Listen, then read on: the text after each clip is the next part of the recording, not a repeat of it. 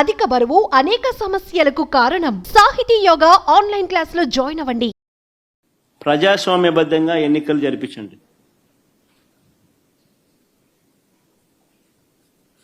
నీకు ఆ నమ్మకం లేదు కాబట్టి, మీరు ప్రజలకు చేసిన మంచి ఏది లేదు కాబట్టి, సూపర్ 6 సూపర్ 7 అన్నింటా మీరు మోసమే చేశారు కాబట్టి, మీ పాలనంతా కూడా రాక్షస పాలన కాబట్టి, ప్రజలు మీకు ఓట్లేసే పరిస్థితి లేదు కాబట్టి ఇంత విచ్చలవిడిగా ప్రజాస్వామ్యాన్ని కూని చేస్తా ఉన్నారు. నేను అడుగుతా ఉన్న చంద్రబాబు నాయుడు, ప్రతి బూతుకు సంబంధించిన వెబ్ కాస్టింగ్ను వైఎస్ఆర్సీపీ అభ్యర్థులకు ఇచ్చే ధైర్యం మీకుందా అని అడుగుతా ఉన్నా. పోలింగ్ బూత్ ఆవరణల్లో సీసీ ఫుటేజ్ను ఇచ్చే ధైర్యం మీకుందా అని అడుగుతా ఉన్నా.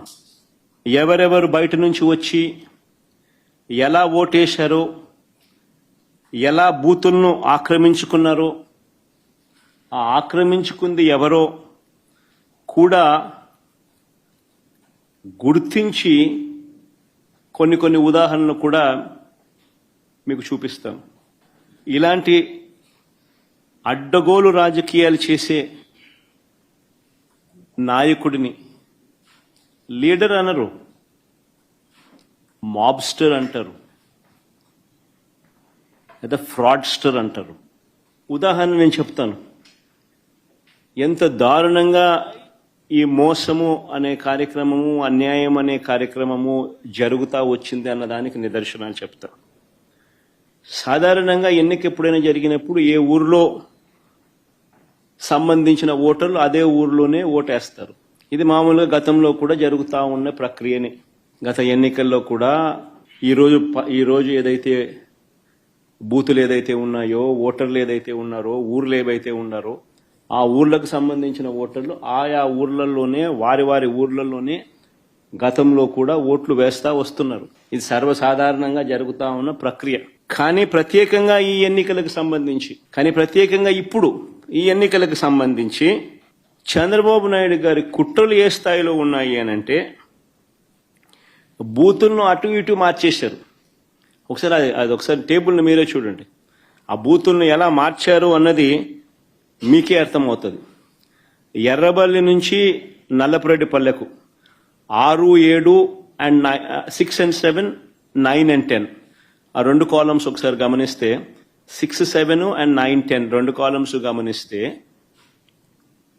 ఎర్రబల్లి నుంచి నల్లపురెడ్డిపల్లెకు, అంటే ఎర్రబల్లి అనే ఊరు నుంచి నల్లపురెడ్డిపల్లెకు. ఆశ్చర్యం ఏంటంటే మళ్ళీ నల్లపురెడ్డిపల్లి నుంచి ఎర్రబల్లెకు. ఎవడన్నా ఎర్రబల్లి ఓట్లు వేపిస్తాడు, నల్లపురెడ్డిపల్లిలో ఓట్లు వేపిస్తారు. ఎర్రబల్లిలో నల్లపురెడ్డిపల్లి ఎర్రబల్లి వాళ్ళు నల్లపురెడ్డిపల్లికి పోయి ఓటేయాలంట. నల్లపురెడ్డిపల్లి వాళ్ళు ఎర్రబల్లికి వచ్చి ఓటేయాలంట. 6, 7 చూడండి, 9, 10 చూడండి. అంటే 2 కిలోమీటర్లు ఈ గ్రామం నుంచి ఆ గ్రామానికి నడుచుకుంటూ పోయి అక్కడ ఓటేయాలంట. ఆ గ్రామం వాళ్ళు అక్కడ ఓటు వేయకుండా 2 కిలోమీటర్లు అక్కడి నుంచి నడుచుకుంటూ వచ్చి ఇక్కడ ఓటేయాలంట. మళ్ళీ 8 and 11 చూడండి. నల్గొండారుపల్లి నుంచి నల్లపురెడ్డిపల్లె, నల్గొండారుపల్లి నుంచి నల్లపురెడ్డిపల్లె అంటే 4 కిలోమీటర్లు. మళ్ళీ నల్లపురెడ్డిపల్లె నుంచి నల్గొండారుపల్లికి పోవాలంట. అంటే నల్లపురెడ్డిపల్లిలో ఓటేసే కార్యక్రమం జరగకుండా నల్లపురెడ్డిపల్లిలో నల్గొండారుపల్లికి పోవాలంట. 4 కిలోమీటర్లు అవుతారా? నల్గొండారుపల్లిలో ఓటేయకూడదంట. 4 కిలోమీటర్లు నడుచుకుంటూ వచ్చి నల్లపురెడ్డిపల్లిలో ఓటేయాలంట. అంటే ఏ రకంగా స్కెచ్ చేసినారనేది చూడండి అని అడుగుతా ఉన్నా. ఇక్కడ నుంచి స్టార్ట్ అయ్యింది. దాదాపుగా 4,000 ఓట్లకు 10,600 ఓట్లకు గాను 4,000 ఓట్లకు సంబంధించిన పరిస్థితి ఇది. వీళ్ళ ఆలోచన ఏంది? ఆ వెళ్లే దారిలో వీళ్ళందరినీ భయభ్రాంతులు చేయాలా? వీళ్ళు 4 కిలోమీటర్లు 2 కిలోమీటర్లు నడుచుకుంటూ పోయే కార్యక్రమం డిమోటివేట్ చేయాలా? దారిలో వీళ్ళని భయభ్రాంతులకు గురి చేయాలి, దాడి చేసి అడ్డగించాలి. నిన్న జరిగినటివి కూడా అవే. వాటికి సంబంధించిన వీడియో క్లిప్పింగ్లు కూడా చూపుతా. మొత్తం పులివెందుల జెడ్పీటీసీలో 6 పంచాయతీలు ఉంటే, పులివెందుల రూరల్ మండలానికి సంబంధించి నిన్న ఎన్నిక జరిగింది. 6 పంచాయతీలుంటే పోలింగ్ కేంద్రాలు 15 పోలింగ్ కేంద్రాలు. ఈ 6 పంచాయతీలకు సంబంధించి ఆశ్చర్యం ఏమిటో తెలుసా? ఈ 6 పంచాయతీల్లో భద్రత పేరుతో 700 మందిని పోలీసులను పెట్టారు. ప్రజలను ఓట్లు వేసేందుకు సహకరించేందుకు కాదు ఈ భద్రత, ప్రజలను భయభ్రాంతులను చేసేందుకు ఇది 700 మంది పోలీసులు. ఉదయం 4 గంటలకల్లా ఇతర ప్రాంతాల నుంచి వచ్చిన వ్యక్తులు ఆయా గ్రామాలలో మకాం వేశారు.